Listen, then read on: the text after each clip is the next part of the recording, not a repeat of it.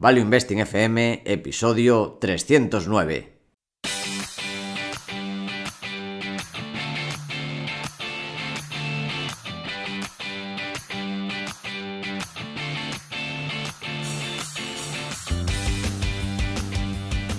Hola, soy Paco Lodeiro, bienvenido a Value Investing FM, el podcast semanal en el que te ayudaremos a sacarle partido a ese dinero que tanto cuesta ganar y ahorrar. ¿Cómo? A través del método de inversión más seguro, sensato y rentable, el Value Investing. Te recuerdo que si quieres sacar partido de tus ahorros y no sabes cómo empezar, tienes a tu disposición mi curso gratuito de introducción a la inversión en bolsa en la web academiadeinversión.com. Y yo soy Adrián Godás, colaborador de Academia de Inversión y emperador de Godás Enterprises. Si te interesa la inversión en minas, este es tu sitio. Tenemos el curso gratuito en godasresearch.com. Y esta semana tenemos otra de nuestras increíbles entrevistas. Pero antes, el warning. Esta semana tenemos un patrocinador que nos hace especial ilusión, que es nuestro amigo Amaro, de Grupo 10 Seguros, que son corredores oficiales de seguros, que aquí te podría decir pues lo típico, que son objetivos independientes, que están registrados en la Dirección General de Seguros. ¿Por qué hablar con ellos si tienes un problema, ya sea para particulares, pues salud de seguro, de salud, de vida, hogar, auto, etcétera, o empresas, todo lo que te pueda ocurrir? ¿Por qué hablar con ellos, hablar con Grupo 10, hablar con Amaro? Por un lado, porque trabajan con medio centenar de aseguradoras distintas y así ofrecen la mejor relación calidad-precio. También te van a ofrecer a ti un seguro a tu medida, con lo que busques, lo que necesites, ni más ni menos. Y además, algo muy importante para los seguros, quien ha sufrido algún problema lo sabe, es el trato personal, que van a estar contigo desde la contratación hasta la resolución del siniestro. Así que si te interesa, Amaro nos ha dicho que lo más fácil, aunque tiene web, grupo10mb.com, lo más fácil es contactar directamente por teléfono o WhatsApp al 667 40 30 86. Así que, si tenéis alguna duda, podéis hablar con ellos y no lo dudéis. ¿Quieres añadir algo más, Adrián? ¿O pasamos a presentar a nuestro invitado? Sí, pasamos a la presentación. Y es que tenemos con nosotros a José Antonio Larraz, licenciado en Derecho y Empresariales por ICADE y MBA por INSEAD, profesor de Instituto de Empresa de 2008, 4 años de experiencia en asesoramiento financiero, corporate finance y M&A en Lehman Brothers, tanto en Londres como en Nueva York, y una larga experiencia de inversión en sectores como alimentación, química industrial, distribución y servicios, además habiendo sido consejero en 6 compañías, 12 años de experiencia como socio en Capital Alianza Private Equity, invirtiendo en compañías no cotizadas en España, y fundador y gestor de Equan desde 2015. Bienvenido a Value Investing FM. Hola Adrián, Paco, encantado de estar con vosotros y de participar en este podcast. La primera pregunta, José Antonio, es la que hacemos siempre a los invitados que vienen por primera vez, que es ¿por qué empezaste a invertir? ¿Qué es lo que te atrajo de este mundo? Pues mira, mi historia de inversión empieza desde bastante pequeño, porque la verdad es que vengo de una familia que desde siempre ha estado muy familiarizada con el mundo de la inversión. Y especialmente mi abuelo, ¿no? Yo cuando era pequeño iba a ver al despacho a mi abuelo, pues él estaba ahí invirtiendo en bolsa, haciendo gráficas, porque en esa época pues prácticamente no existían los ordenadores y él hacía sus propios análisis cogiendo las cuentas anuales y de hecho ya desde pequeño pues él nos daba periódicamente un cierto dinero y nos invitaba a invertir en bolsa, ¿no? Es verdad que en esa época, pues bueno, invertía en bolsa de esas maneras, ¿no? Porque, pues, me daría vergüenza explicarlo ahora, pero poca análisis de las empresas en las que invertía y más por intuición o por comentarios, ¿no? Pero bueno, ahí empecé a hacer mis primeros pinitos en el mundo de la inversión. Y luego cuando empecé mi carrera profesional, pues como has comentado inicialmente, empecé mi carrera en banca de inversión, donde estuve pues 4 años, ¿no? Y ahí no estaba tan directamente involucrado en la inversión, pero después de esa experiencia pues ya me cambié al mundo del capital riesgo. Y esto fue en el año 2002 y desde entonces pues mi vida profesional ha estado directamente vinculada al mundo de la inversión, ¿no? Durante 11 años en el mundo de la inversión en empresas no cotizadas a través de esta sociedad de capital riesgo en la que estaba trabajando y luego a partir de 2014 pues ya en el proyecto actual que impulsé junto con mi socio Alejandro Muñoz, en el que básicamente pues lo que hacemos es invertir en compañías cotizadas, ¿no? Con lo cual pues llevo ya más de 22 años directamente y profesionalmente vinculado al mundo de la inversión. Pero vamos, mis orígenes, contestando a tu pregunta, pues venían un poco más por la tradición familiar. Uh-huh. ¿Y cuál es tu estilo de inversión y cómo dirías que ha evolucionado? Bueno, mi estilo de inversión siempre ha estado muy vinculado al análisis fundamental, al entendimiento de las empresas y al entendimiento de la cultura empresarial y de las empresas en las que invierto.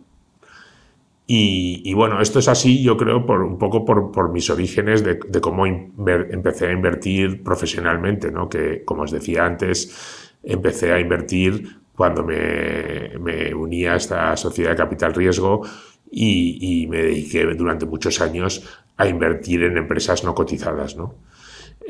Claro, cuando tú inviertes en empresas no cotizadas, pues al final lo que haces es dedicar muchos meses a analizar una compañía en particular, a hacer un proceso de due diligence muy intenso y muy detallado, a entender la industria en que operan las compañías y también a entender al empresario y la cultura que tiene esa empresa, ¿no?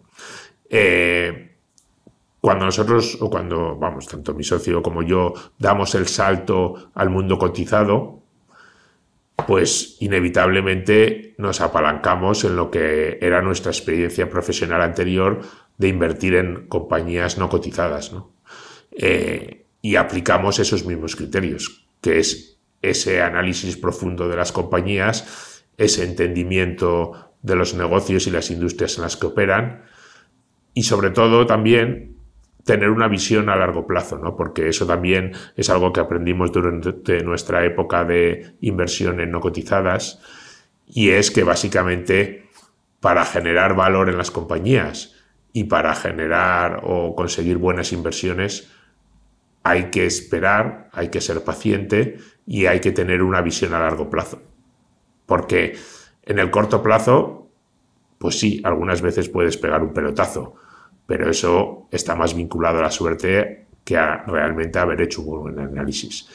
Para conseguir buenas inversiones hace falta que pase tiempo, que pasen años y este es un elemento fundamental de la inversión desde mi punto de vista.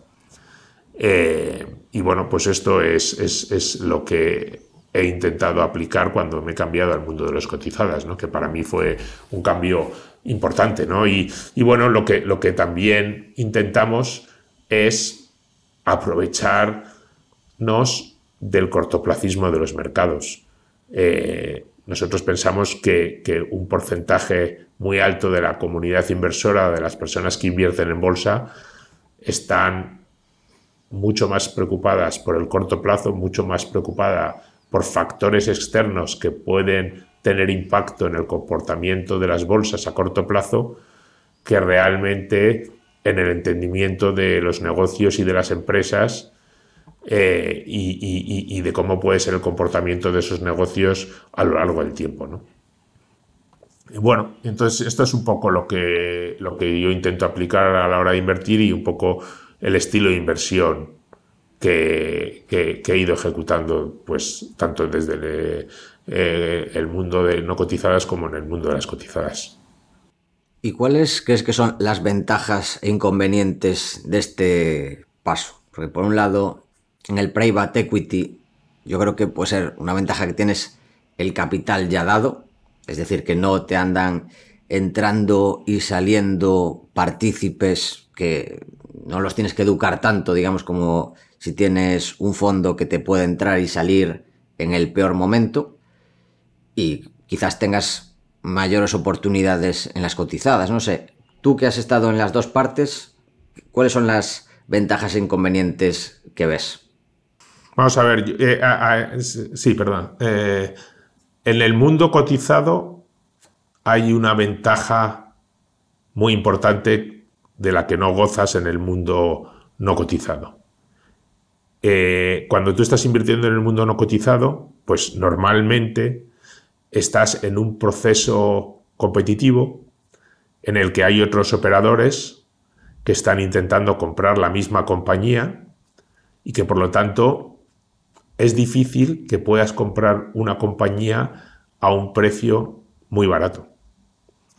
Y además hay un vendedor que ha tomado la decisión de vender la compañía y, salvo que por razones extraordinarias sea un vendedor forzado, lo que va a intentar es maximizar ese precio. Con lo cual tú haces un análisis muy detallado de la compañía, pero precisamente lo haces muy detallado porque quieres ofrecer el máximo precio posible o que te va a permitir llevarte la compañía. Pero es muy difícil comprar una compañía en el mundo no cotizado a un precio barato. Es cierto que luego tú vas a controlar esa compañía, que utilizas cierta deuda para apalancarte y por lo tanto vas a sacar un mejor retorno del capital que vas a poner, pero a pesar de eso, como digo, el gran problema es que es difícil maximizar el precio. ¿Qué pasa en el mundo cotizado? Pues que los mercados te dan muchas oportunidades en momentos muy diferentes para comprar compañías a precios muy atractivos. Y precisamente, ¿por qué se pueden comprar a esos precios muy atractivos? Porque puedes aprovecharte de lo que decíamos antes, de que una gran parte de la comunidad inversora que invierte en compañías cotizadas tiene una visión a corto plazo, muy corto plazo. Lo que buscan es conseguir retornos en los próximos meses. Y además, se producen movimientos en las cotizaciones de las compañías muy vinculados a pánicos o a noticias que se producen que son externas al valor intrínseco que puede tener un negocio. Entonces, cuando tú inviertes en compañías cotizadas y tienes una visión como la que nosotros creemos que tenemos, pues eso te permite aprovecharte de esas situaciones y comprar compañías muy interesantes a precios muy atractivos. Claro, ¿cuál es el problema del mundo cotizado? Bueno, pues existen varios. Uno, primero, que tú haces el análisis de las compañías con un volumen de información mucho más limitado que el que puedes tener cuando estás comprando una compañía en el mundo no cotizado. Porque en el mundo no cotizado, pues tú tienes acceso a toda la información de la compañía, te abren los libros y puedes hacer una due diligence durante muchos meses. Y eso en el mundo cotizado no puedes, porque solo tienes una información limitada y fuera de eso pues es difícil. Tú puedes hacer tu propio análisis, puedes entender la industria, pero hay ciertos aspectos de la compañía que nunca vas a conocer, ¿no? Por eso, como estás invirtiendo con esa menor información, tienes que protegerte comprando a precios más baratos de lo que estarías comprando cuando estás comprando una compañía no cotizada, ¿no? Y luego, por otro lado, pues claro, el mundo cotizado también tiene otra dificultad, que es que tú tienes un precio todos los días, ¿no? Y eso, que como decíamos antes, tiene ciertos aspectos positivos porque te permite aprovecharte del mercado en determinadas situaciones y comprar barato cuando hay miedo o pánico. También es verdad que en otros momentos ese hecho de que tienes un precio todos los días te puede llevar a tomar decisiones erróneas, ¿no? porque tú mismo, aunque hayas hecho un buen análisis o un buen trabajo, puedes no acabar teniendo la paciencia suficiente o entrar en pánico por tener ese precio que te lleva a tomar decisiones equivocadas, ¿no? Entonces, bueno, todo tiene sus ventajas y sus inconvenientes, pero en general yo creo que en el mundo cotizado el hecho de poder comprar a precios muy atractivos hace que las oportunidades sean en general, o por lo menos en mi experiencia, más interesantes que en el mundo no cotizado. ¿Y cuáles dirías que son tus fondos inversores de referencia? ¿Valen españoles, internacionales, actuales o históricos? Pues yo, mira, por mi experiencia personal y por personas que han tenido impacto en mi forma de invertir y que me han acercado al mundo de la inversión y que probablemente también me hicieron tomar la decisión de este cambio del mundo no cotizado al mundo cotizado, tendría que mencionar a Francisco García Paramés.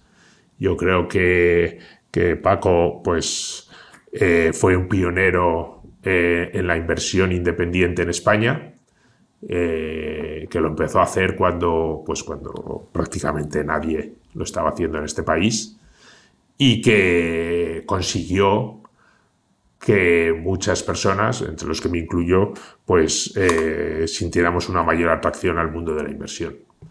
Y bueno, pues por esas razones me gustaría mencionarle a él. ¿Y cuál dirías que es la lección más importante que has aprendido durante tu historia como inversor? Pues mira, diría dos cosas que creo que son fundamentales para cualquier persona que quiera invertir en el mundo cotizado. Y una es la paciencia, el ser capaz de que, a pesar de que el mercado no te esté dando la razón durante un periodo de tiempo que muchas veces puede ser largo, hay que ser paciente. Si tú crees que has hecho bien el trabajo y que las razones por las que has invertido en una determinada compañía son las correctas, obviamente siempre hay que estar revisando tu tesis de inversión para asegurarte de que no ha habido cambios en la misma y que no te has equivocado.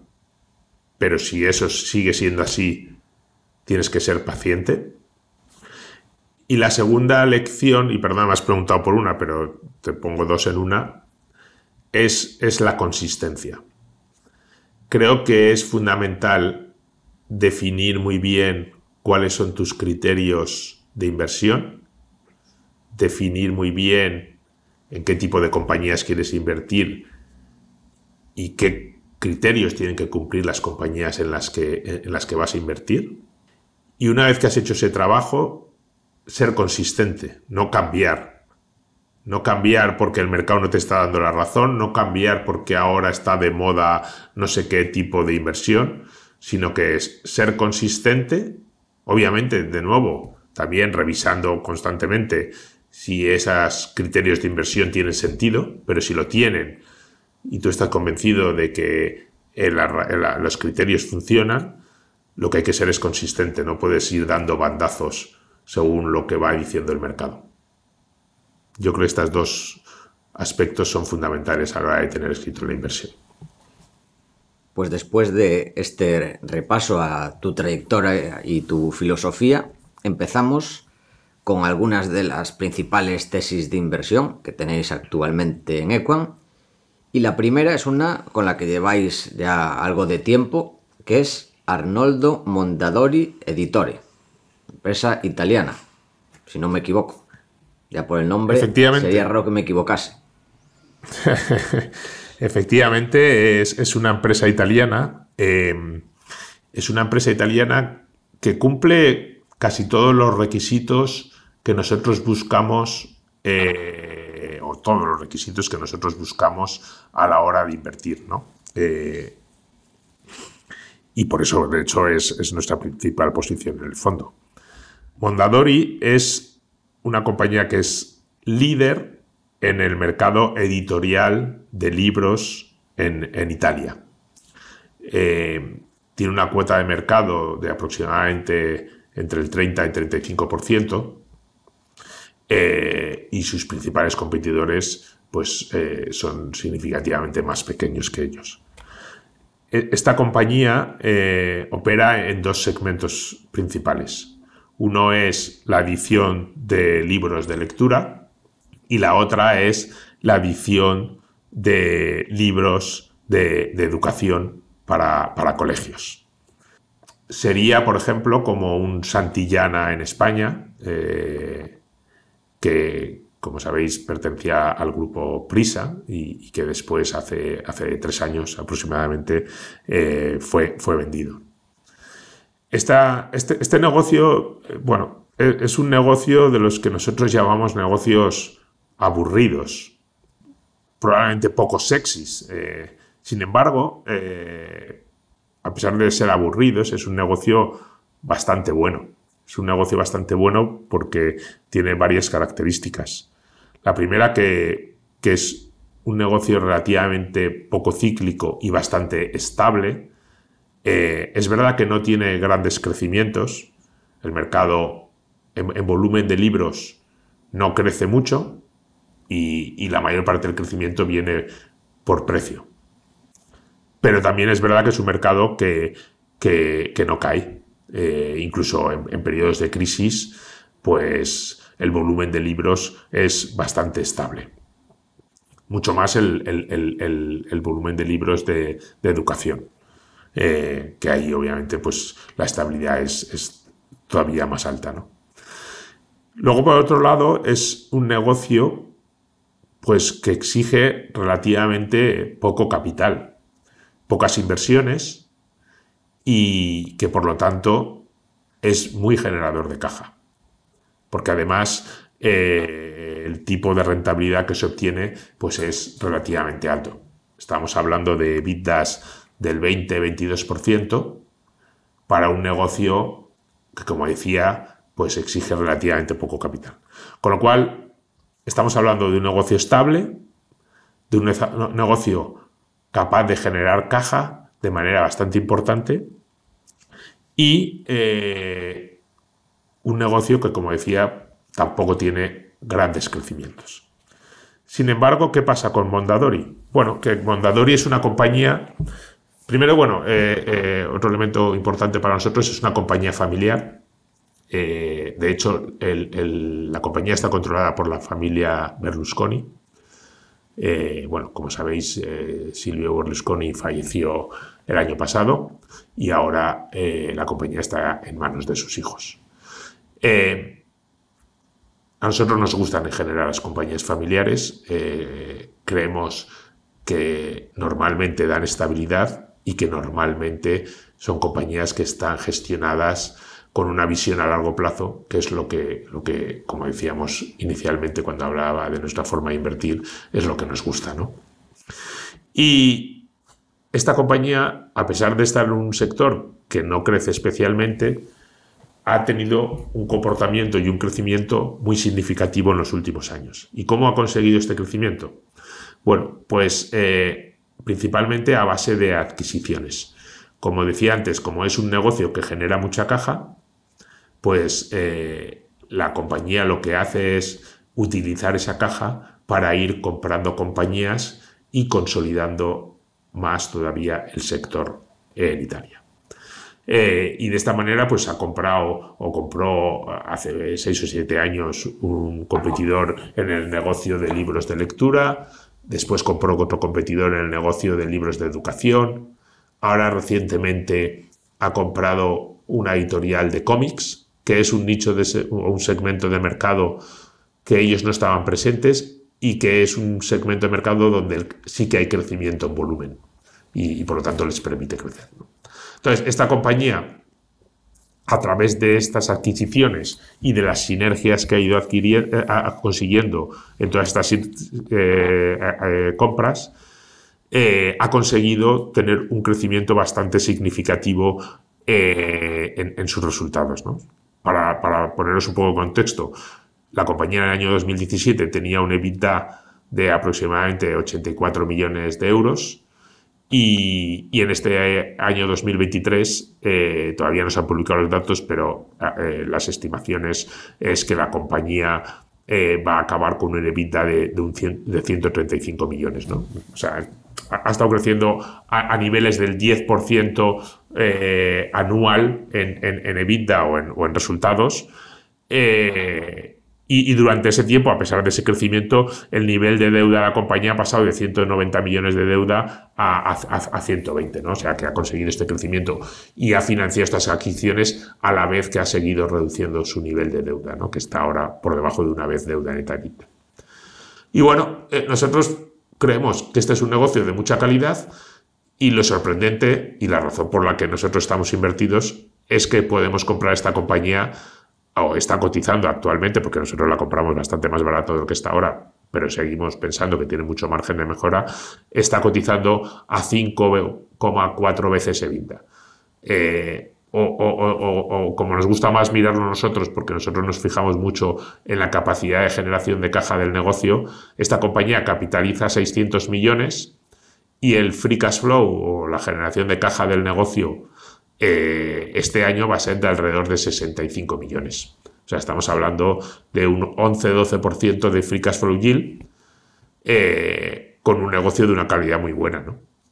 Y bueno, por ponerlo en contexto, antes hablábamos de la operación de Santillana, también ha habido otras operaciones en otros mercados, como en Francia, por ejemplo, que se vendió Editis, que es el líder de editorial en ese mercado. Y los múltiplos que se están pagando en el mundo no cotizado, pues estamos hablando de entre 9 y 10 veces EBITDA. O sea, prácticamente el doble a lo que está cotizando este negocio, ¿no? Y bueno, esta es un poco la tesis de inversión en Mondadori. Una pregunta sobre esta empresa y otras similares. ¿Cómo veis el riesgo que siempre existe o qué porcentaje le dais de probabilidad que pase algo que vemos tristemente bastante en España, que son OPAs de exclusión a precio pues bastante poco razonable para los accionistas? Aquí lo hemos visto en Barón de Ley, por ejemplo, en Cune también pasó en España ya hace bastante, Cementos Portland, cuando lo compró FCC, y al final el accionista mayoritario ejerce su fuerza y la saque de bolsa aprovechando que está barata y sin pagar tampoco un precio muy razonable. No sé cómo ves esto, José Antonio. Mira, Paco, somos grandes sufridores de este aspecto que mencionas y nos ha ocurrido repetidamente a lo largo de todos los años que llevamos gestionando este fondo. Pero bueno, mira, nuestra visión sobre este punto, varias cosas. Una, tenemos un caso flagrante, el peor que nos pasó de este tipo de situaciones, que es una compañía en la que estábamos invertidos, holandesa, que se llamaba Hunter Douglas. Esta compañía era el líder mundial en fabricación de estores para ventanas, estores, cortinas, un negocio de nuevo, pues también de los que nos gustan, negocio familiar, aburrido, con unas barreras de entrada muy importantes, porque el negocio de los stores, la barrera fundamental es que tú necesitas un instalador para instalar los stores en la ventana, y en la medida en que tú controles en una determinada zona a los instaladores, pues ellos solo van a colocar tus propios stores, ¿no? Pero bueno, el caso es que lo que nos pasó con esta compañía fue increíble, porque la familia que controlaba el negocio, que tenía un 75% del negocio, esto fue en el año 2020, en pleno COVID, y la compañía aprovechó esta situación de pánico del COVID para lanzar una OPA de compra. Creo que en esa época estaba cotizando la compañía a 40 euros por acción, y ellos lanzaron una OPA a 60. Pero claro, en ese momento la compañía estaba cotizando como a 3 veces EBITDA o algo así, o sea, una valoración totalmente de derribo porque era la época del COVID, y bueno, pues las valoraciones estaban muy deprimidas. Nosotros, junto con otros accionistas minoritarios, nos unimos para intentar mejorar la oferta, porque nos parecía totalmente ridícula, y la familia subió la OPA o el precio de oferta a 80, 85 euros por acción, creo. A nosotros nos seguía pareciendo muy bajo, pero la familia no subió más y de hecho no acudimos a la oferta y no vendimos. Pero después de que acabara el periodo de aceptación, que la compañía siguió cotizando, subió algo más la cotización y subió como a 90, y ahí nosotros ya decidimos vender porque aunque el precio no nos parecía muy interesante, pues no queríamos estar o seguir invertidos en una compañía en que el accionista mayoritario nos había hecho esta jugarreta intentando comprar la compañía a un precio de derribo. Nosotros no vendimos, hubo otros accionistas que sí que vendíamos. De hecho, la familia pasó del 75% al 90% de participación. Nosotros vendimos después en el mercado, como os dije, pero es que a los 6 meses la familia vendió la compañía, el 100% de la compañía, arrastrando a los que quedaban como minoritarios, que nosotros ya no éramos desgraciadamente, a 160 euros por acción. O sea, la misma familia que había lanzado una oferta de compra por 60 euros inicialmente, que luego mejoraron a 80, acabaron vendiendo 6 meses más tarde toda la compañía a 160. Y bueno, pues ya podéis imaginar el grado de frustración que tuvimos con este tema, ¿no? Entonces, bueno, perdona, esto era para darte un ejemplo de situaciones que nos han pasado, que hemos sufrido con esto, pero al final nuestra conclusión es que nosotros estamos dispuestos a vivir con ese riesgo, que es verdad que muchas ofertas que te hacen son a precios ridículos, pero al menos sacas algo de prima respecto al valor y te adelantan en el tiempo parte de la realización de valor. Y la clave para defendernos de este tipo de situaciones es tener constantemente nuevas ideas de inversión que nos permitan rápidamente colocar el dinero que recibimos de la oferta en otras compañías, otras oportunidades de inversión en el que el potencial de revalorización sea todavía más alto de la compañía que ha sido paga, ¿no? Y bueno, pues esa ha sido un poco nuestra decisión. Oye, vamos a seguir asumiendo el riesgo. Como te decía, nos siguen gustando las compañías familiares o en las que hay un accionista mayoritario, donde es verdad que el riesgo de que pasen este tipo de cosas son mayores, pero estamos dispuestos a asumir ese riesgo porque creemos que somos capaces de constantemente tener nuevas ideas de inversión y recolocar ese dinero en otras oportunidades. Y antes del COVID, ¿a cuánto cotizaba la holandesa? No, la holandesa antes del COVID cotizaba, llegó a cotizar a 60, 70, o sea, nunca había estado excesivamente cara. Es verdad que, como te decía, había esta accionista familiar que tenía un porcentaje alto, pero también es verdad que este negocio cada vez lo iba haciendo mejor y estaba generando mucho valor por crecimiento, porque también ellos crecían de manera importante ganando cuota de mercado y también haciendo adquisiciones, ¿no? Entonces, el potencial de generar o de continuar generando valor, aunque siguiera cotizando a múltiplos bajos, era muy alto, ¿no? Entonces, pues era una compañía que sí que estaba generando mucho valor y que nosotros veíamos que las perspectivas eran muy buenas, ¿no?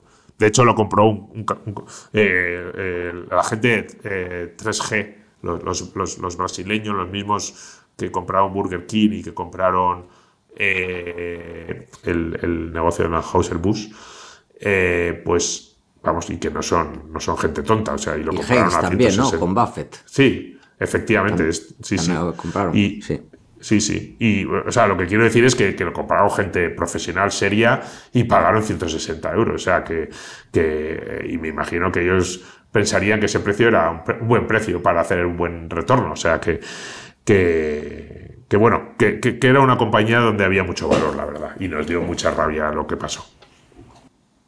Menuda historia, la verdad. O sea, es la típica, además, de que cae y lanzan oferta al precio que estaba antes. Pero claro, dicen, pero es que es prima respecto al mercado. Increíble. Y además, ya seguramente tenían la idea de venderla a ellos, quedársela entera y luego revendérsela. Más caro, sí, sí. Y espectacular. No, es que esto, vamos, yo creo que nosotros ya, porque no nos compensaba y al final somos un fondo pequeño, pero yo creo que raya la ilegal, no sé si la ilegalidad, desde luego la amoralidad, desde luego. Y otro aspecto también, bueno, y esto también lo habéis visto en todos estos casos que has mencionado tú, ¿no? Pero es la falta de seriedad y profesionalidad en los informes independientes de valoración de los consejos de administración. O sea, porque al final los consejos de administración se lavan las manos porque lo que hacen es pedir un informe independiente a un valorador y no se sabe cómo, pero mágicamente, normalmente consiguen justificar el precio de la oferta, ¿no? Bueno, el papel lo aguanta todo, ¿no? Y ya sabemos que los métodos de valoración, pues dime qué número quieres conseguir, que yo te hago el DCF para que te salga ese número, ¿no? Entonces, bueno, pues eso también dice mucho de muchos bancos. Yo he estado en banca de inversión, como os decía, empecé la carrera profesional ahí, pero creo que falta un poco de seriedad ahí, porque no todo vale y no cualquier precio se puede justificar. En la siguiente empresa, TI Fluid Systems. ¿Qué nos puedes contar de ella? Bueno, pues mira, TI Fluid Systems es una compañía que es un proveedor del sector automoción. Y es un poco pues nuestra apuesta. Bueno, tenemos alguna otra compañía también en el mismo sector, pero una de nuestras apuestas en el sector de automoción que como sabéis, pues lleva varios o bastantes años complicado, yo diría desde el año 2018, en que por distintas causas pues siempre ha tenido problemas en los últimos años. Primero fue con los temas que afectaron a Volkswagen, del tema de los controles en los sistemas de combustión, después vino el COVID, después la inflación, después los problemas logísticos de suministro de piezas, etcétera, ¿no? Entonces, el sector de automoción lleva bastantes años tocados y, sin embargo, nosotros creemos y somos optimistas respecto al sector, y precisamente porque lleva bastantes años malos, ¿no? Y entonces, bueno, esta es una compañía relativamente pequeña dentro del sector. Estamos hablando de una compañía que tiene una capitalización de unos 700 millones. Es una compañía que estuvo o que fue propiedad de una sociedad de capital riesgo y que en un momento dado decidió sacar la bolsa. Y esta compañía, aunque tiene un tamaño relativamente pequeño, es líder en los segmentos o en los nichos en los que opera, ¿no? Que son dos básicamente.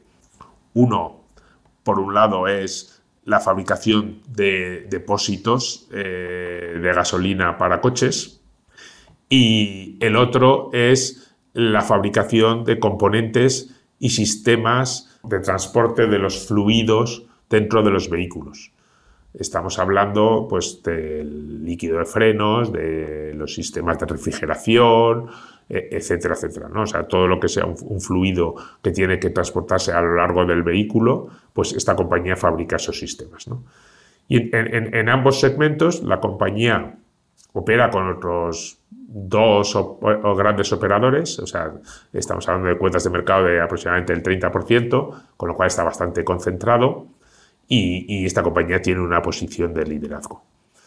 Entonces, esta compañía en los últimos años ha estado impactada, por un lado, por estos problemas que mencionábamos del sector de automoción, y por otro lado también por sus propios problemas internos o parcialmente internos, que es un poco la transición o el cambio que está habiendo desde el coche de combustión a el coche eléctrico, ¿no? Donde ahí obviamente el negocio de depósitos pues sí que está directamente impactado, pero donde la compañía ya desde hace bastantes años ha hecho un trabajo muy intenso y muy serio de desarrollo de nuevos productos y adaptación al coche eléctrico y al coche híbrido. Y en el segmento de sistemas de transporte de fluidos, pues está consiguiendo unos niveles de penetración y de contenido por vehículo muchísimo mayores de lo que tenía en el coche de combustión, y que le sirve más que compensar la pérdida que va teniendo progresiva en el otro negocio de depósitos, ¿no? Entonces, bueno, este es un negocio que, como os decía, pues capitaliza unos 700 millones de market cap, que está cotizando a un PER 5 Enterprise Value EBITDA 3,5, en un negocio que además las necesidades de inversión tampoco son excesivamente altas, y que este año probablemente estemos hablando de que va a hacer unos entre 100 y 110 millones de free cash flow, y en los próximos años podría llegar hasta 130 millones de free cash flow. O sea, estamos hablando de un free cash flow yield de un 18%, ¿no? En un negocio que, como os comentaba, creemos que dentro de la ciclicalidad, obviamente, que tiene el sector automoción, pues la compañía está consiguiendo adaptarse muy bien a esta transición desde el vehículo de combustión al vehículo eléctrico, ¿no? Y luego, por otro lado, pues como os decía, esta es una compañía que durante muchos años estuvo en manos de un capital riesgo. Y eso imprime carácter, que digo yo, porque las compañías que han pasado por capital riesgo generalmente están muy bien gestionadas y generalmente tienen un enfoque muy, muy bueno hacia la generación de caja y la optimización del capital. Y bueno, nosotros creemos que este caso TI Fluids es un ejemplo de ello, ¿no?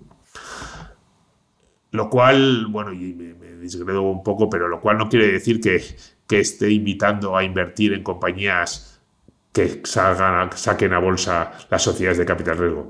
Más bien al contrario, porque generalmente las sociedades de capital riesgo sacan las compañías o eligen el mejor momento para sacarlas a un precio bastante alto, y la historia está llena de ejemplos en los que el comportamiento bursátil en los primeros años es muy bajo. O sea que es bueno invertir en compañías cotizadas que sacan con sociedades de capital riesgo, pero yo creo que hay que esperar unos años a que se maten para después invertir en ellas. Exactamente, porque las suelen sacar no solo caras, no solo en el mejor momento, y también optimizadas para ese año dar el máximo beneficio y luego a pelearse con el mercado.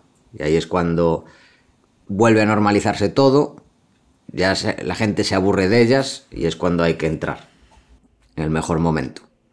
Totalmente. Y bueno, tenemos en España varios ejemplos, Plus, Allfunds, bueno, son ejemplos de compañías y lo que dices tú, además es que lo que suele pasar también es que probablemente en los periodos anteriores no invierten todo lo que deberían invertir, y también la sacan a bolsa y generalmente tienen que hacer un esfuerzo inversor más alto del que uno podría esperar, ¿no? Entonces hay que tener mucho cuidado. Vamos, esto aplica no solo a las compañías propiedad de sociedades de capital riesgo, yo creo que a cualquier IPO, pero bueno, yo creo que en el caso de las sociedades de capital riesgo es todavía más sangrante.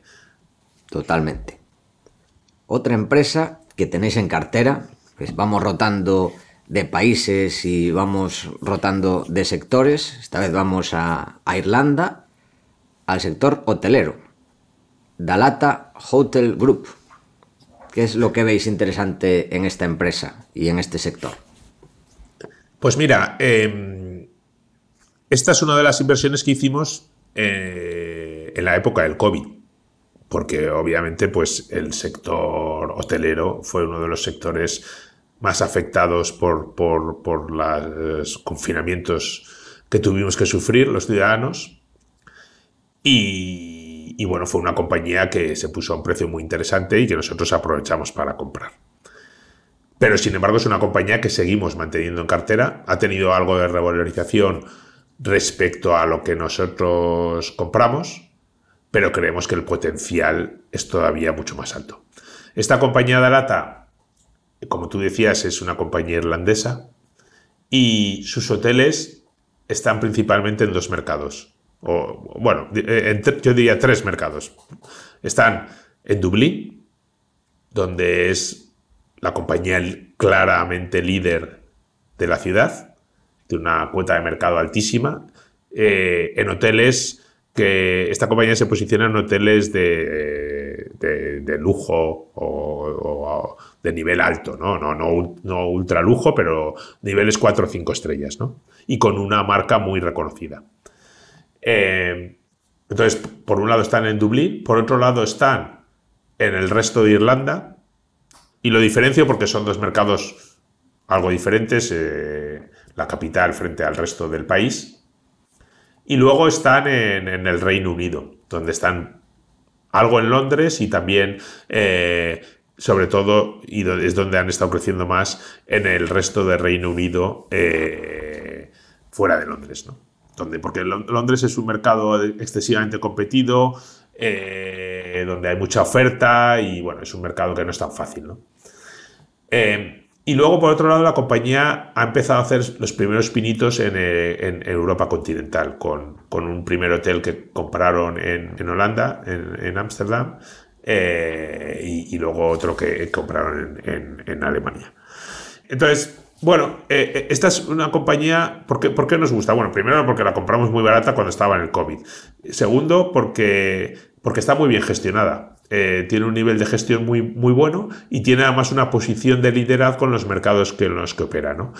¿Y qué es lo que ha pasado? Pues que después del COVID, este tipo de compañías lo que han conseguido es salir muy reforzadas, porque hubo muchas compañías hoteleras que sufrieron mucho, que estaban endeudadas y que no tenían la capacidad de reinvertir en sus propios hoteles durante varios años. Y sin embargo, esta compañía, que no tenía mucha deuda y además tiene muchos hoteles en propiedad, pues lo que ha podido es reinvertir en sus propios hoteles. Y además, otra cosa muy importante es que, como no tenían deuda, ellos durante todos los años del COVID cumplieron con todos sus pagos a sus proveedores, fundamentalmente a los landlords en aquellos hoteles en los que no son propietarios, o sea, a los propietarios de los hoteles, no dejaron de pagar ninguna, y a sus empleados. No despidieron a ningún empleado porque no tuvieron necesidad. Claro, esos dos elementos les han dado una ventaja competitiva muy fuerte en la época post-COVID. ¿Por qué? Pues porque los propietarios de hoteles buscan a compañías como Dalata como inquilinos, porque saben que son inquilinos de fiar y que van a cumplir con sus obligaciones, y también le ha permitido mantener un nivel a sus empleados bastante leales a la compañía, en un periodo en el que en Irlanda y el Reino Unido hay un problema fuerte de mano de obra. Con lo cual ellos están mitigando bastante este problema, porque durante la época del COVID se portaron muy bien con sus empleados y bueno, pues tienen empleados leales y relativamente poca rotación, ¿no? Eso, unido a lo que os decía antes, de que ellos han conseguido reinvertir de manera importante en sus hoteles durante la época del COVID, también les ha permitido minimizar el impacto de otra cosa que han sufrido los hoteles bastante, que es la inflación. ¿Por qué? Pues porque han generado sistemas eficientes de control de gasto de electricidad, han controlado otro tipo de consumos, y eso les ha permitido mitigar en cierta manera la inflación, ¿no? Entonces, bueno, ahora el sector de hoteles está viviendo una época relativamente dorada. En Dublín especialmente hubo bastante salida de oferta de hoteles en el segmento en el que operaba Dalata, y eso les ha dado un posicionamiento de mercado mucho mejor del que tenían antes del COVID, y se está reflejando en el comportamiento de la compañía. La compañía en el año 2019 hizo aproximadamente unos 100 millones de free cash flow, y este año 2023 pues aproximadamente espera hacer unos 120 millones, o sea, está un 20% por encima de lo que hacía en 2019, ¿no? Actualmente está capitalizando en 1.100 millones, y eso representa pues alrededor de un 11-12% de free cash flow yield, ¿no? Que creemos que es pues un nivel muy atractivo de valoración. Visto de otra manera, y también para nosotros nos da cierta protección, es el valor de los inmuebles, según la última tasación que ha hecho la compañía, que hace periódicamente. El valor de los inmuebles de los hoteles que tiene un valor por acción de 6,3 euros por acción, cuando la compañía está cotizando a 5 euros por acción. Pero es que además de los hoteles en propiedad, la compañía también gestiona una serie de hoteles que tienen alquiler, y estos hoteles que tienen alquiler, junto con algunos que se van a abrir a lo largo de los próximos trimestres, generan un EBITDA de alrededor de 30 millones de EBITDA, ¿no? Con lo cual, aparte de los 6,3 euros por acción de los inmuebles, está el valor de los hoteles gestionados en alquiler, que nos da un valor aproximado en total, las dos cosas, de unos 8 euros por acción, ¿no? Y bueno, la compañía ahora está cotizando a 5, nosotros la compramos por debajo de 4, pues bueno, creemos que es una oportunidad de inversión muy interesante en una compañía muy bien gestionada y que ha salido muy reforzada de la época del COVID. Y la última, LDC, que es una empresa francesa. Sí, pues bueno, volvemos a otra empresa familiar. Como os decía, nos gustan las empresas familiares.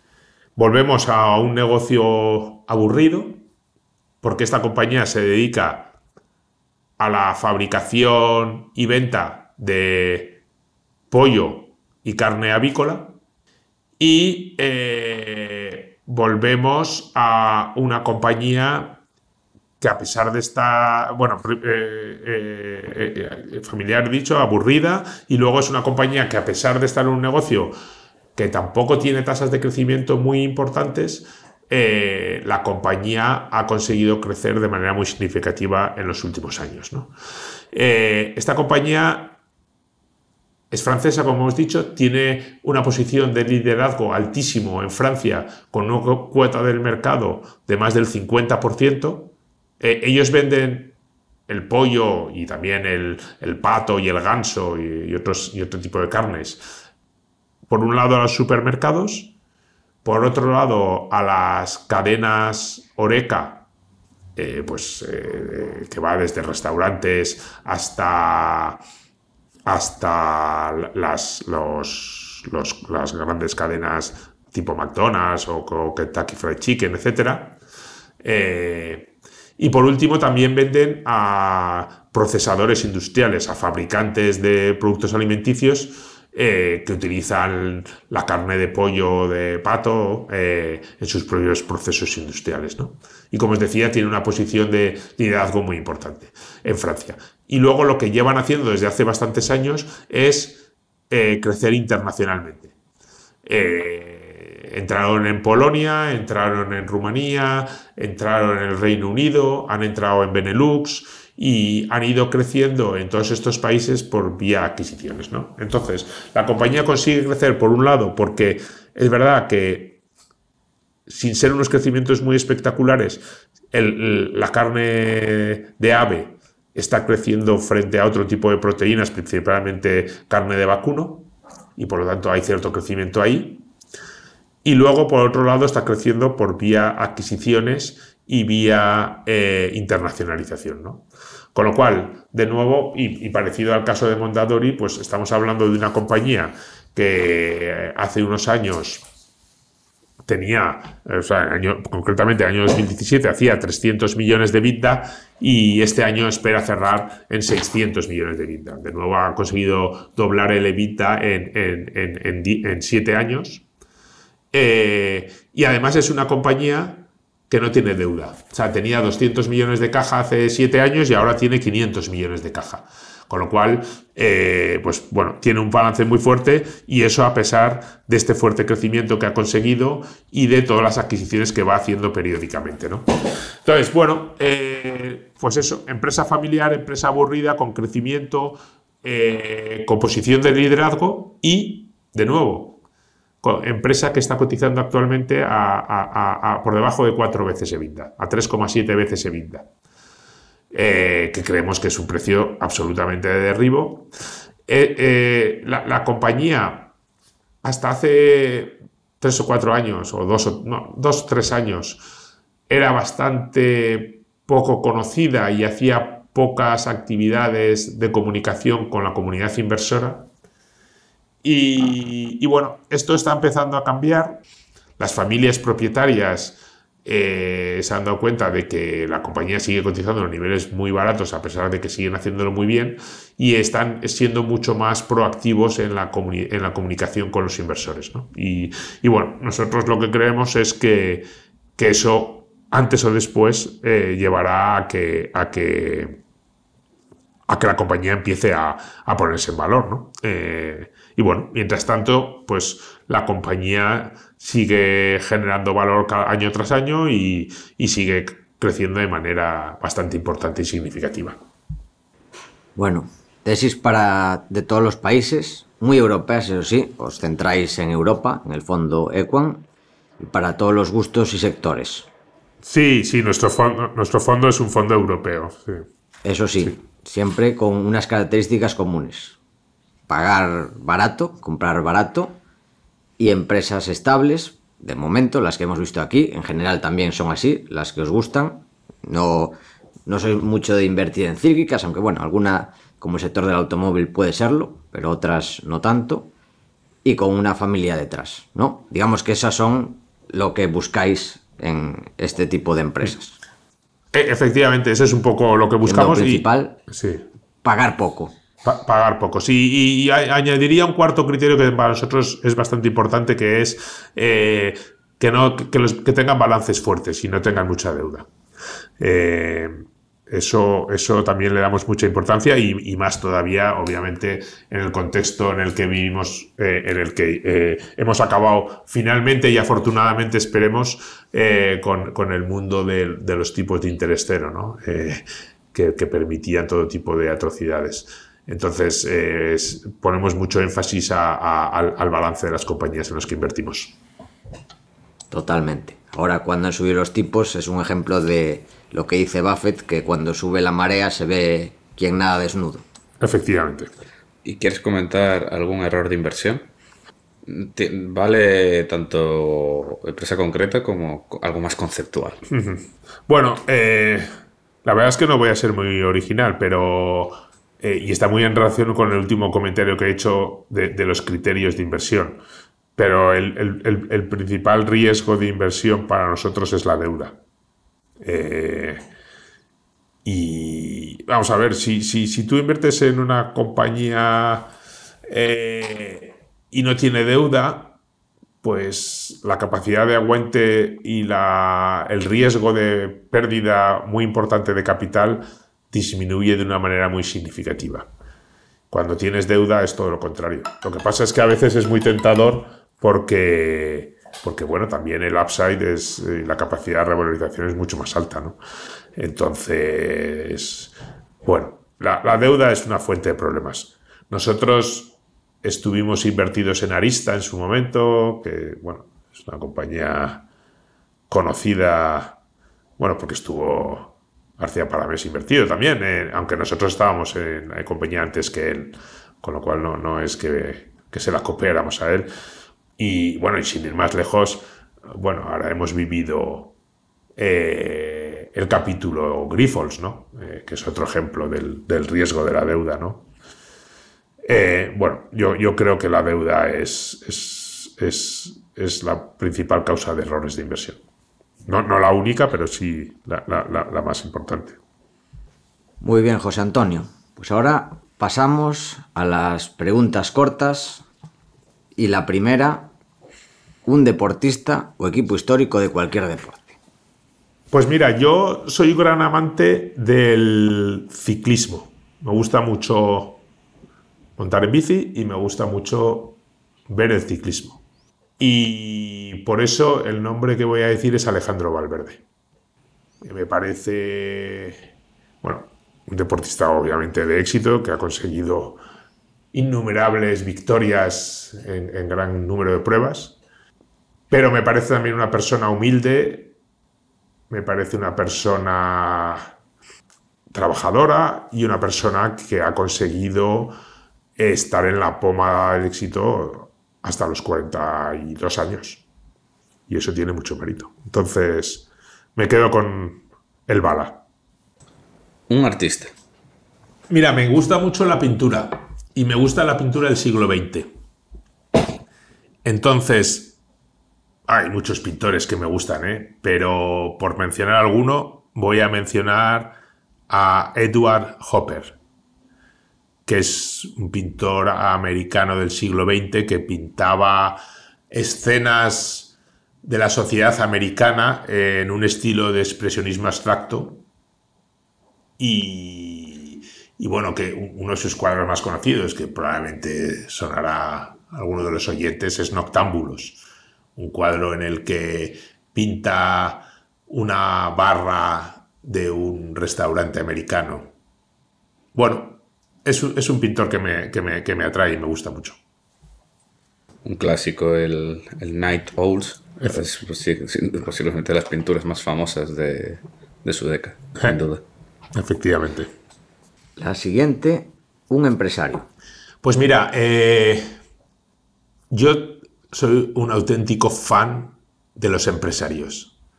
Lo que más me gusta de mi trabajo es reunirme con empresarios. Y creo que el empresario es la clave del éxito de la sociedad. Entonces, podría mencionar a infinitos empresarios que he conocido a lo largo de toda mi vida profesional, tanto en el mundo no cotizado como en el mundo cotizado. Porque además, detrás de cada empresario y de cada empresa hay historias súper interesantes, súper enriquecedoras y de las que se puede aprender un montón. Y bueno, en España hemos tenido empresarios de éxito. Sin embargo, hay una cosa que he hecho de menos de los empresarios en general. Y es una falta de manifestación pública o de rebelión frente a muchas cosas que pasan en la sociedad o frente a la intervención cada vez mayor del Estado en la economía, ¿no? Y los empresarios, muchos porque viven a costa del Estado y otros por miedo a que el Estado les intervenga, se mantienen demasiado callados, ¿no? Y todo esto para hacer un preámbulo del empresario que voy a mencionar, que es un empresario americano que se llama David Koch, de Koch Industries. Bueno, en realidad eran dos hermanos, eran David y Charles, empresarios de éxito en Estados Unidos y una de las mayores fortunas del mundo, y que tenían la peculiaridad y la característica de que ellos sí que se implicaron y que manifestaban públicamente sus opiniones y además dedicaban grandes cantidades de dinero a impulsar los valores y las ideas por los que ellos creían que debería ir la sociedad, ¿no? Entonces, por esa razón, porque ellos sí que, a diferencia de otros muchos que callan o no dan ese paso, que no digo que sea fácil, pero ellos sí que lo dieron, pues por eso menciono a David Koch. De hecho, si no me equivoco, los Koch siempre han salido top donantes de los republicanos, si no me equivoco. Pero desde hace además muchísimos años y a muchísimas otras fundaciones y think tanks. Efectivamente, sí, ellos, es verdad que donaron al Partido Republicano, pero ellos realmente lo que son o eran, David murió hace unos pocos años, eran realmente libertarios, o sea, defendían las ideas de la libertad y de hecho David se presentó de candidato o no sé si en el equipo del Partido Libertario en un momento dado. Y sí, luego apoyaron al Partido Republicano, pero ellos sobre todo lo que impulsaban eran las ideas de la libertad en la sociedad. ¿Un filósofo o pensador? Mira, a mí hay una persona que me encanta escucharle, que me impacta su forma de pensar, que me impacta su coherencia, su firmeza, su argumentación, y que además es una persona con una capacidad intelectual y un conocimiento increíble. Es una persona que yo creo que lee un libro al día y que se llama Miguel Anso Bastos. que es un profesor, bueno, imagino que muchos de vosotros lo conoceréis, pero es profesor de política en la Universidad de Santiago y que es un placer escucharle, la verdad. A mí me apasiona, me encanta. Yo he ido a cenar con él y es verdad, y es real. Me dijo ahora ya no, pero en sus buenos tiempos me dijo que sí que hacía lo del libro al día. Y que siempre en el coche lleva 10 libros en el maletero. No, es que es increíble. Solo tiene un problema, Miguel Anso, que a veces habla tan rápido y con ese acento gallego que a veces es difícil seguirle. Yo cuando escucho sus conferencias, que son increíbles, me pongo la velocidad de reproducción a 0,8, porque si no, no soy capaz de seguirle. Sí, es de estas personas que no hace falta subir la velocidad de los vídeos. Él ya habla en velocidad 1,5. Sí, por eso yo me lo pongo a 0,8, porque soy un poquito más lento que él en asimilar toda la información que da. Pero de verdad, es que aunque puedes no coincidir con su forma de pensar o con sus ideas o con algunas cosas, que no es mi caso, pero puedo entender que haya gente que no coincida, pero escucharle es un placer. Y además es increíble porque él no solo lee de los que piensan como él. Él lo que le gusta es leer a los que piensan diferente y aprender de los que piensan diferente para realmente consolidar sus ideas o para buscar cosas en las que a lo mejor se equivoca. O sea, está buscando la perfección intelectual continuamente. Es una cosa impresionante. Me admira. Además tiene una característica que, por desgracia, hoy es difícil de encontrar, que es una persona muy respetuosa, que le gusta debatir, le gusta escuchar lo que dice cuando hay algún tipo de debate, lo que dicen ideas contrarias, y siempre desde el máximo respeto, que se nota que es un respeto profundo, no que busca escuchar para humillar al otro, sino debatir la idea de verdad. No, efectivamente, y es súper humilde además también, ¿eh? O sea, vamos, es increíble, sí. La siguiente pregunta es un sitio para comer y qué pedir en ese sitio.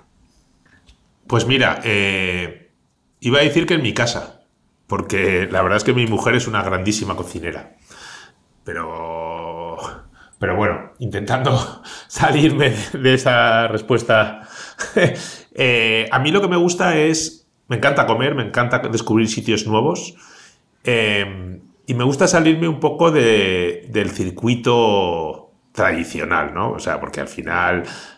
O sea, Madrid es una ciudad espectacular. Vamos, yo vivo en Madrid y es una ciudad espectacular y estoy impresionado con el nivel gastronómico que está consiguiendo la ciudad, ¿no?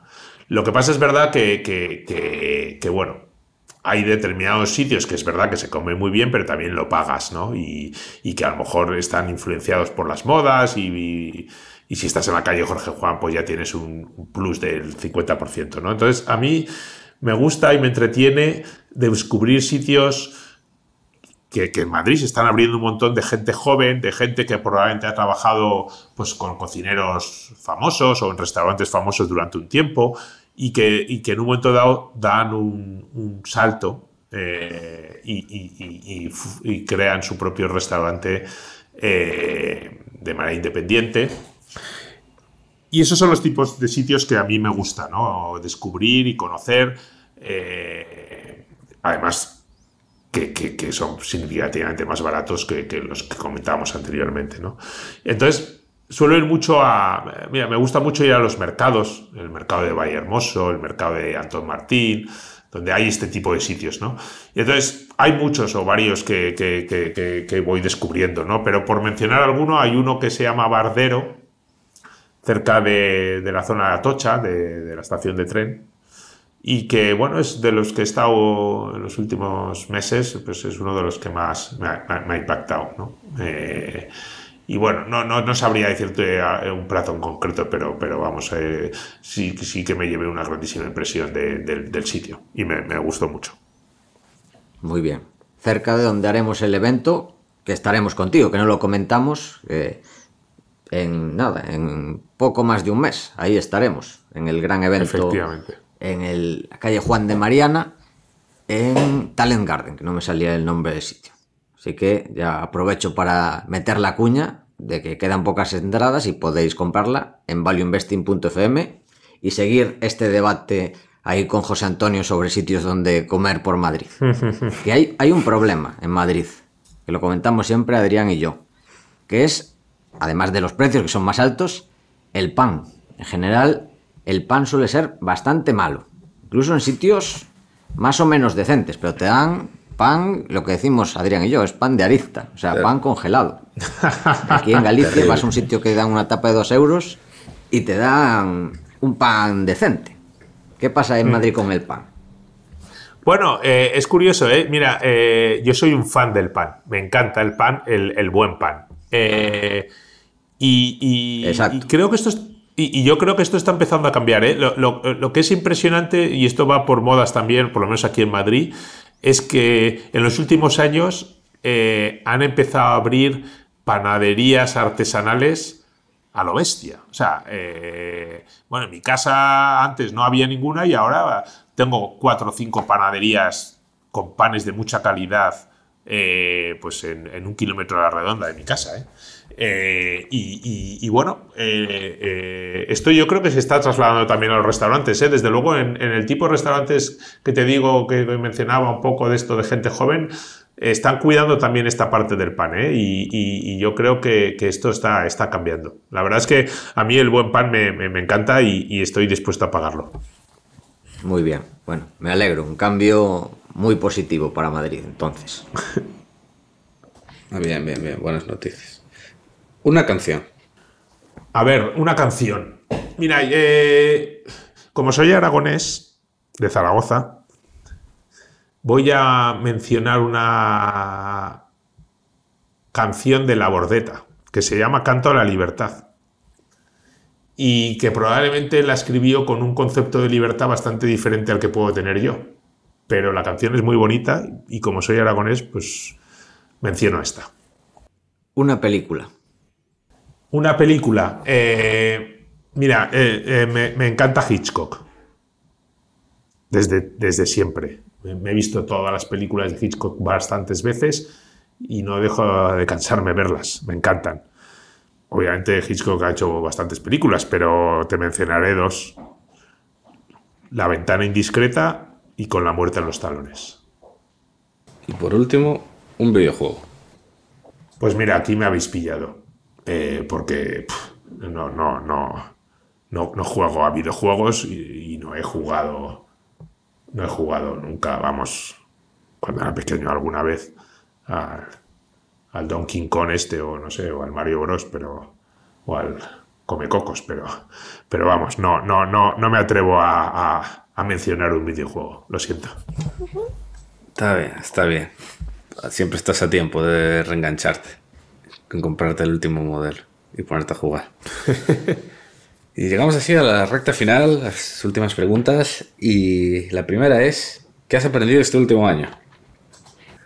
Pues mira, la verdad es que una cosa apasionante de mi trabajo es que todos los días aprendo algo. Es increíble, o sea, es que todos los días aprendo algo de una compañía nueva o me reúno con un empresario y eso es lo que me motiva de levantarme todos los días, ¿no? Este aprendizaje continuo de nuevos negocios, porque al final, y además estás reuniéndote con empresas y aprendiendo de empresas que son cosas del día a día, ¿no? Y del funcionamiento de la sociedad y bueno, pues no sé este último año, es que estos últimos años, ¿no? Que continuamente aprendo nuevos negocios y nuevas empresas, ¿no? Y eso es para mí súper interesante y súper motivador. ¿Y qué estás intentando aprender en estos momentos? Pues mira, una cosa...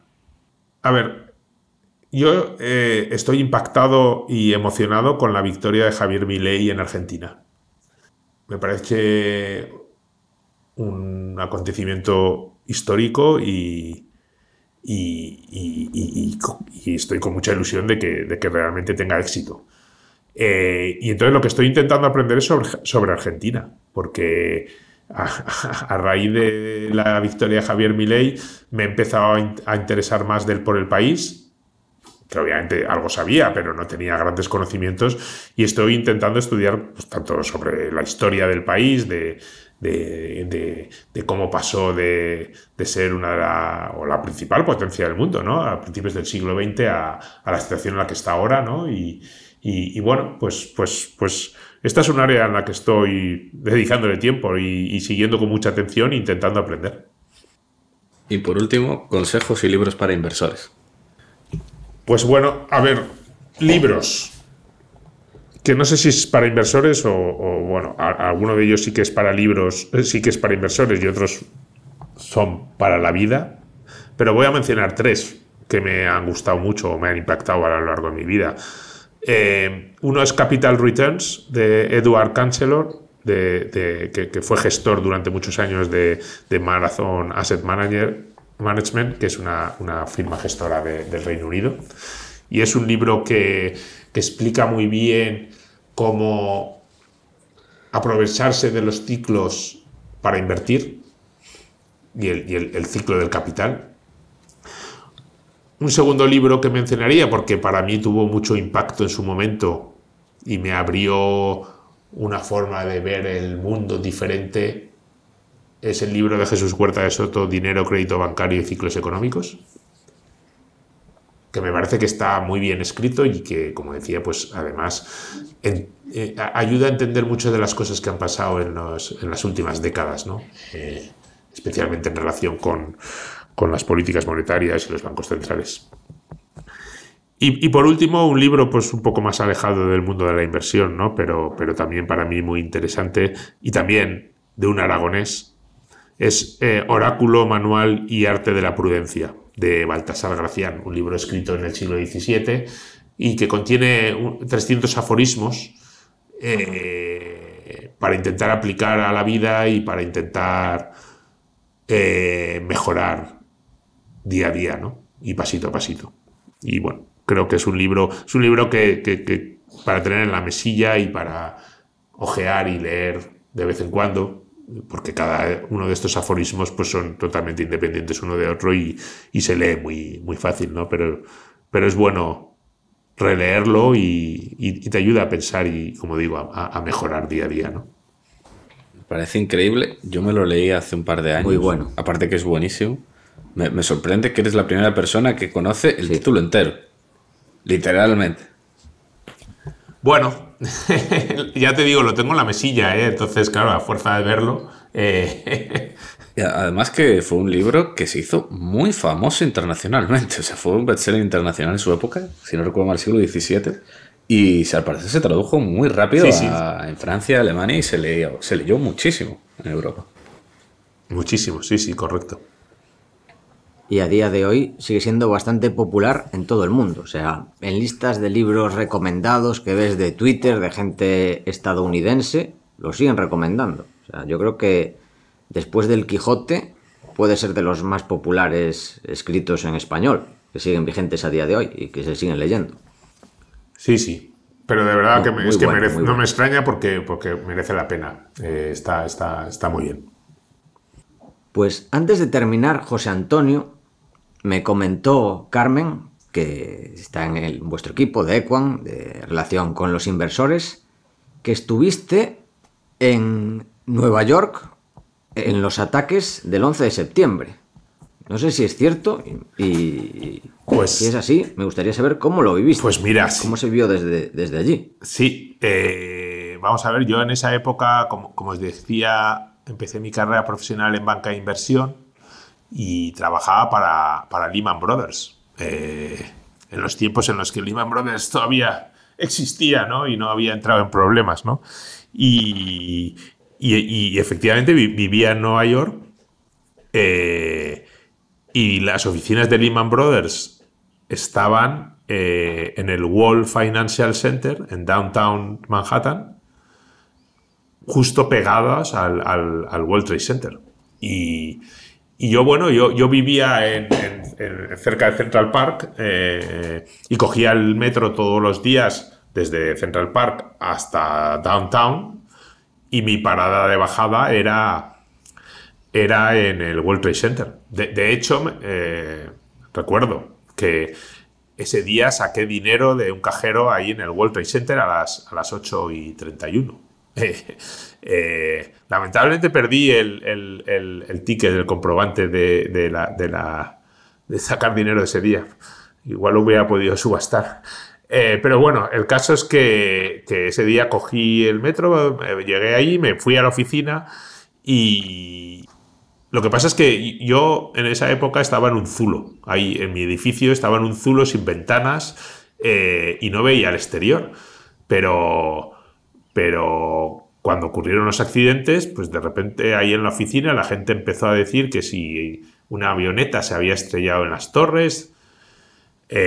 Bueno, y yo decía, bueno, pues sí, no sé, se habrá estrellado una avioneta, pero bueno, yo tengo que aquí acabar, tenía que hacer una presentación para las 2 de la tarde que me había mandado mi jefe y siento mucho lo de la avioneta, pero yo tengo que acabar mi presentación, ¿no? Y entonces a los 10 minutos empiezan a sonar las voces en el edificio que hay que desalojar el edificio. Y mi primer pensamiento fue, oye, pues qué pesados estos americanos, ¿no? Y qué exagerados. Aquí ahora todos a evacuar el edificio. Yo estaba en el piso 37 de mi torre. Además, la evacuación era andando. Y yo digo, joder, ahora bajar 37 pisos, mi presentación que no la acabo, y estos americanos ahora me hacen bajar para luego subir. Qué exagerados, ¿no? Porque claro, en ese momento no se sabía exactamente lo que había pasado, ¿no? Y bueno, no, el caso es que, claro, bajamos, nos evacuaron, sales del edificio, pero claro, el edificio lo tienes pegado, ¿no? Entonces tú ves las torres esas que son gigantes hacia arriba y sí, ves que sale humo. Y yo además solo veía una de las torres, no veía la otra porque la otra estaba detrás, me lo tapaba. Y yo veía humo y decía, bueno, pues sí, pues claro, no, yo no sabía que era un avión comercial el que se había estrellado. Se habrá estrellado una avioneta, pero ya los bomberos la apagan, oye, y venga, a ver si acaba esto rápido, que me tengo que subir a acabar la presentación. Yo todo el rato pensando en mi presentación. Claro, luego ya te sacan de la zona de seguridad y entonces ya ves los dos edificios con los dos boquetes y sacando humo y fuego, y entonces ya te das cuenta de que esto va en serio y de que aquí ha pasado algo gordo, ¿no? Y entonces ya empiezas a oír las noticias, tal, y de hecho empiezas a ver a la gente tirándose de las torres, ¿no? O sea, obviamente estás en la zona de seguridad y lo ves un poco a lo lejos y ves cosas cayendo, ¿no? Pero vamos, te das cuenta de que son personas, ¿no? Entonces ahí ya yo me doy cuenta de que esto es muy serio, de que aquí ha pasado algo muy gordo y entonces intento localizar a mi mujer para decirle que estoy bien, que no se preocupe, pues mi mujer estaba trabajando también en Nueva York, estaban en la zona del Soho, pero claro, en ese momento pues no, los teléfonos no funcionaban, no había cobertura porque había un bloqueo de toda la gente intentando hablar. Y entonces yo ya dije, mira, esto me tengo que ir a ver a mi mujer para decirle que estoy bien. Y entonces yo me di la vuelta, giré y empecé a andar como Forrest Gump, como si no hubiera un mañana, hasta que llegué a la oficina de mi mujer en el Soho. Y cuando llegué ahí me dice, oye, ¿sabes que se han caído las torres? Y digo, ¿qué dices? No me lo creo. O sea, no puede ser que se hayan caído las torres, ¿no? Y bueno, efectivamente, miré para atrás y ya no había torres, o sea, increíble. La verdad es que fue una situación muy dramática, muy dura.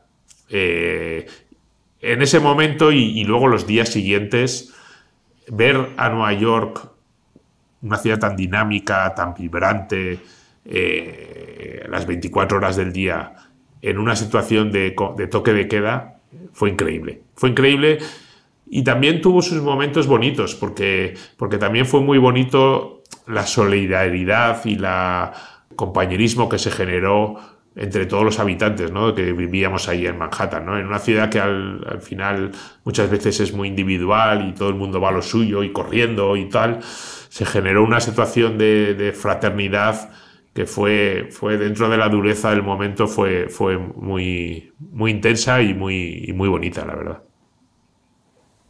Menuda barbaridad, increíble. Qué locura, qué locura.